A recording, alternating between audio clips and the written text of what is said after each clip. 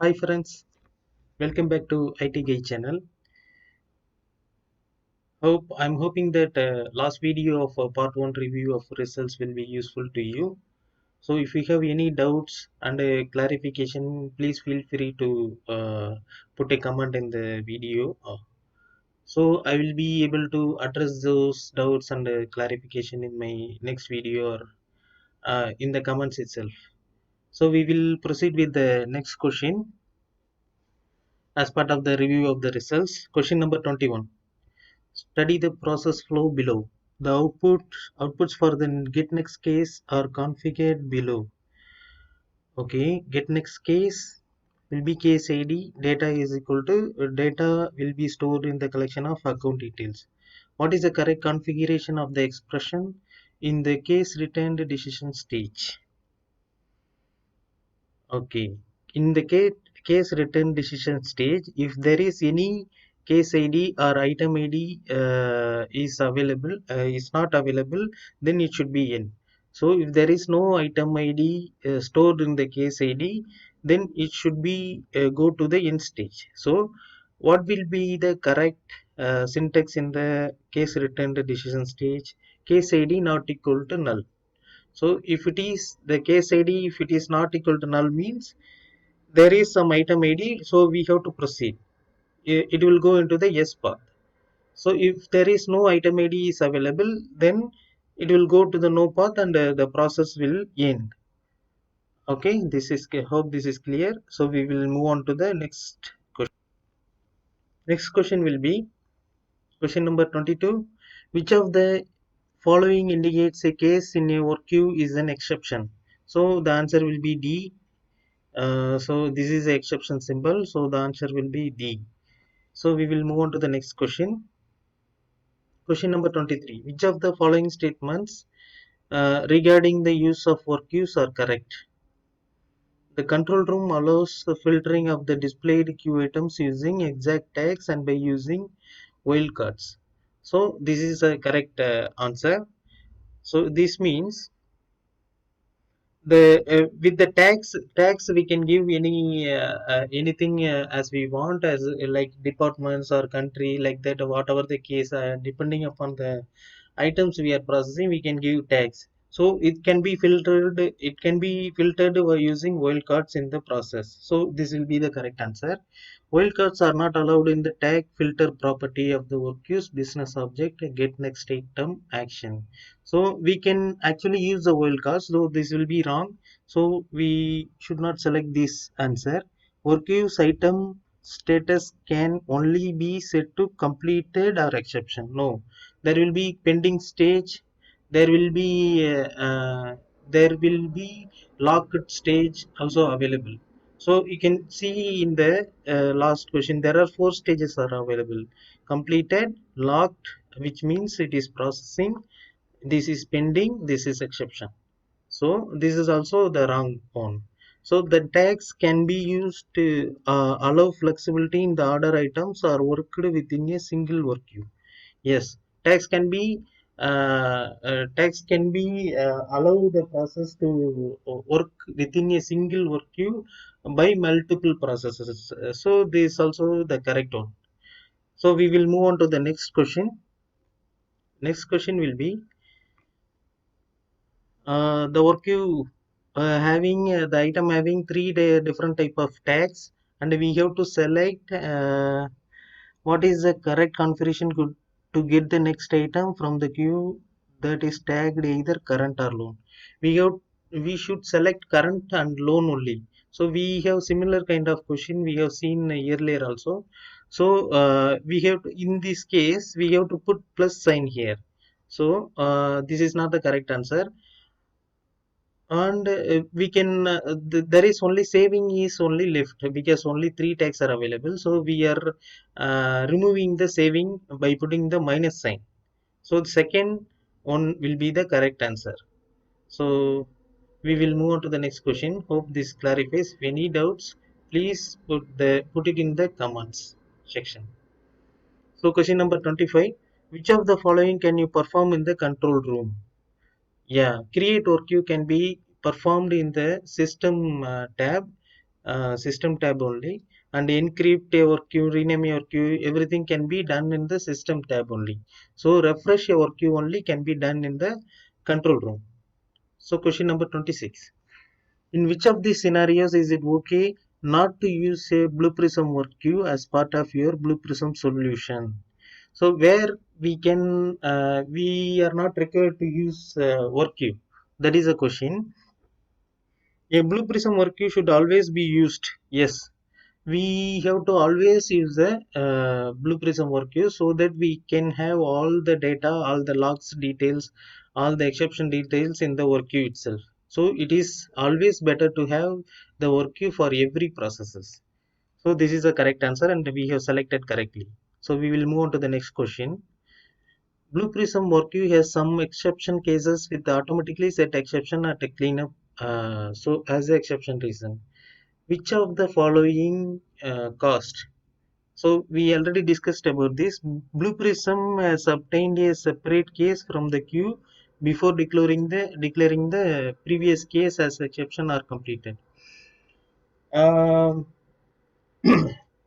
when we are adding some cases, when we are adding new cases into the work queue, uh, when we try to the Blue Prism work queue in the get next item, it is selecting the new cases and it will put all the old cases into automatically set exception at a cleanup stage. This is a common error. So the issue will be the Blue Prism has obtained a separate case from the queue before declaring the previous case as exception are completed. This is the correct answer. Okay, if you see the explanation, when the process get terminated or the system get restarted without updating the existing processing or queue item, then when it is getting the next queue item, it will automatically put those items into automatically set exception case. So it is final that when the item is in process and it is not updated to completed or exception stage, when it is processing a next item, it will go into exception with the details as saying automatically set exception at a cleanup. So I hope this understood. So we will move on to the next question. Question number 28 would be which of the below statements is incorrect about exception handling in Blue Prism? So we thought I thought the recurse only one recurse stage is used in a page unless blocks are used. So because if there is no blocks and two recover stages, what if the common exception has been thrown by Blue Prism, whether it will go to recover one stage or recover two stage? This is what confused me, but it is not correct. So what is the correct answer is blocks can overlap, blocks can be and blocks can be nested. That is the correct one. Okay, so other two are exception can be handled anywhere in business objects and processes. This is correct. Uh, this is correct, and this is also correct, and this is also correct. So here, what is this incorrect is blocks can overlap and blocks can be nested. This is what incorrect in this case. So we will move on to the next question. There is a requirement that process can be stopped from the control room whilst the process is in execution. A flag data item called stop ASAP is used in the process flow. What exposure should be given to the stop as ASAP data item? So this stop ASAP data item should be the session variable. Then only we can dynamically give the value while the process is running. So this should be the session variable. Environment variable cannot be changed while the process is running. Static variable also that is specific to the process. So the session variable is the correct answer. So we will move on to the next question. Okay, here what is the error is unable to match any window with query item. This means the element could not be found in the application. We can say directly because it is showing the error message clearly. There is no items with the with that attribute. So we can select the question, the answer as the element used in the input user credentials stage could not be found in the application. This is a correct answer. So if it is the same attributes, with the same attributes two applications are there, the error message will be different. So we already seen that in the previous questions. We will move on to the next question. Which of the following is not an application modeler match type operator? So dynamic will be there, wildcard will be there, reg example, star dot star also is there. So substring is not the attribute for application modeler. So that's the correct answer. So the next question will be, the process contains only four stages. Study the following process flow. Okay. There is only one calculation stage, which is 1 plus 2 result. Okay, here following the execution of the perform calculation stage, which of the following is true? This is a number. Okay, 1 plus 2, we should store this result into a number data type. When the data type okay, data item result will contain 3. Yeah, actually the result initial value will be 2. While running this calculation stage, what is the result? 3. 3 will be stored in the result. That's a correct answer. So we will move on to the next question. Here in the stage, in the calculation stage, they are adding the date, they are using the date add function. Here what is happening, I thought in the earlier video, today is not correct syntax, but today is a correct syntax. What is happening in this calculation stage, date add 5 means intervals. Here we are giving intervals. First argument will be the intervals, and the second argument will be the numbers, and the third argument will be the date. So if in this case interval means this is the intervals. 0, if you mention 0, it is taking as year. If you mention as 1, then it will be taking a week. If you mention 4 quarter, and if you mention 5 months, so 2 3 are not applicable. So 5 means here we are going to add months.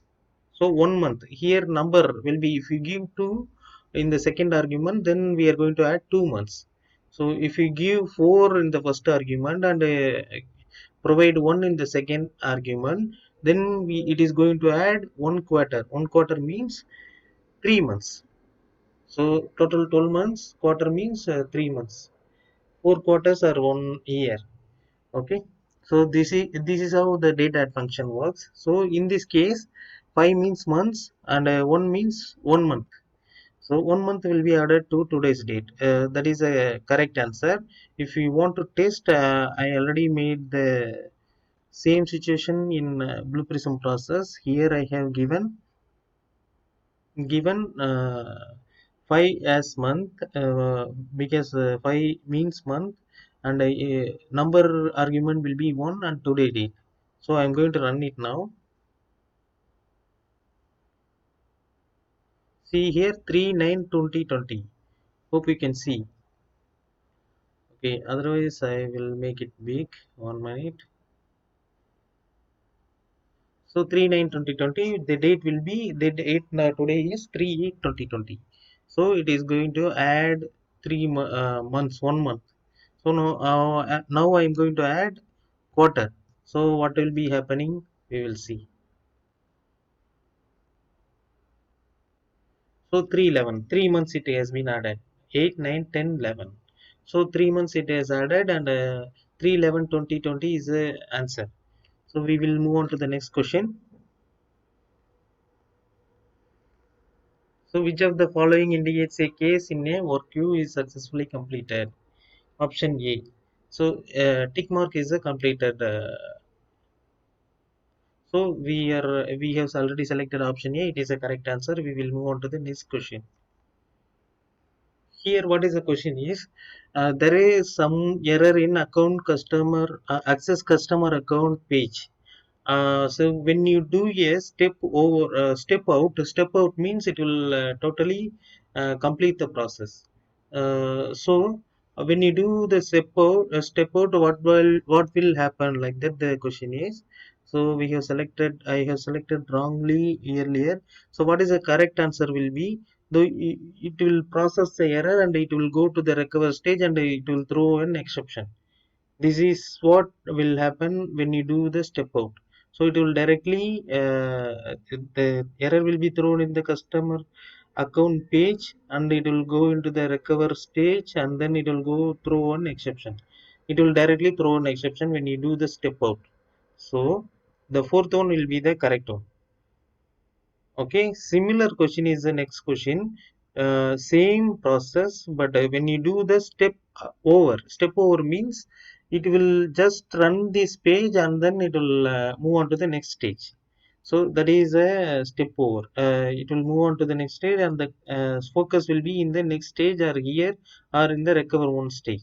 So when you do the step over, it will process it without giving an error and it will directly go to the recover stage because it is already captured. Block has been given to that page and then recover stage also is available. So if any issue happens here, then it will go directly come here and it will not move to the next stage because we only do the step over. This page only run. Other than that, nothing will run. So after this page run, it will go into the recover stage. If it is successfully run, it will come to the get customer details page. So in this case, second is the correct answer. Okay, we will move on to the next question. Examine the following process flow. Okay, here they are looping the orders and they are getting the quantity. So here orders collection is, order number is there and quantity is there.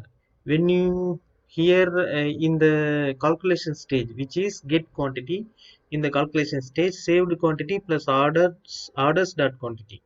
So saved quantity is the initial value is 0. They are adding orders dot quantity, these 2 3 4 and 10, and then they are saving into the saved quantity. So the answer will be the sum of these quantities. 2 plus 3 5, 5 plus 4 9, 9 plus 10 19. So the 19 will be the correct answer. So we will move on to the next question 38. How many start stages can a sub page in a process have? Whatever the page is, wherever the page in process or object, one page contains only one start stage. Okay, so that's the correct answer. We will move on to the next question here. So when a page throws an exception, that should not be the exception thrown by the main page. That should be the new. There should be a new exception. That is what the requirement is. So what we thought here in the business, exception type and exception custom message as the exception detail in exception stage would be the correct, but the answer we haven't considered about that. Leave the preserve the type and detail of the current exception checkbox unticked. This was the main answer they have expected. So the same thing we have selected in the fourth choice has been said in the first choice also. Configure exception type in the exception type field on the exception type detail in the exception detail field. Leave the preserve the type and detail in the of the current exception checkbox unticked. So that should be the correct answer. Hope you understand. If you have any clarifications, please leave in the comment. So let me check back and I reply to you. So we will move on to the next question and the final question of this session. So study the following process flow. There is one calculation page is there, XY is there, result will be there. So XY we are giving as 20 and Y as 5. We are giving in the inputs field, inputs page, inputs x and y as the input to the calculation page. In the calculation page, xy is already having the initial values, but we don't need to consider it because we are having having the values from the main page, from the start stage. So we will get the value as 20 and 5. So the so what is they are doing in the divide stage is x divided by y. So x will be 20 and y will be 5. 20 divided by 5 equal to 4. So we have already selected the correct answer. So initial value will be replaced in the current value with the new value from the main page. So x equal to 20, y equal to 5. 20 divided by 5, the result will be 4. So we will hope this clarifies. So we will end of the session now. We will meet on the next video. So if you have any doubts and clarification or suggestion, leave it in the comments so I can check your feedbacks. Thank you all. We'll see you in the next video. Thank you. Bye bye.